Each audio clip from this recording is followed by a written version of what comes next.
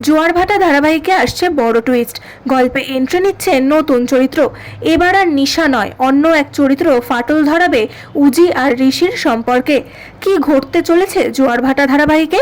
এদিন চ্যানেল কর্তৃপক্ষের তরফে জোয়ারভাটা ধারাবাহিকের নতুন প্রোমো প্রকাশ্যে আনা হয়েছে।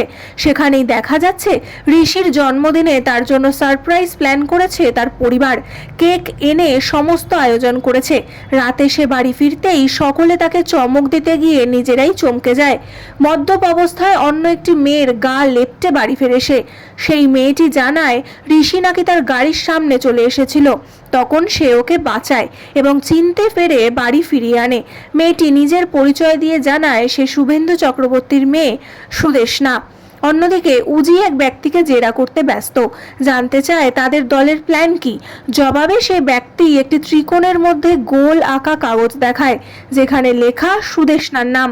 আসলে কি ঘটতে চলেছে, কি ঘটাবে এই সুদেষ্ণা? তবে কি এবার উজি এবং ঋষির মধ্যে ঢুকবে তৃতীয় ব্যক্তি হিসেবে? সম্পর্কে ফাটল ধরাবে?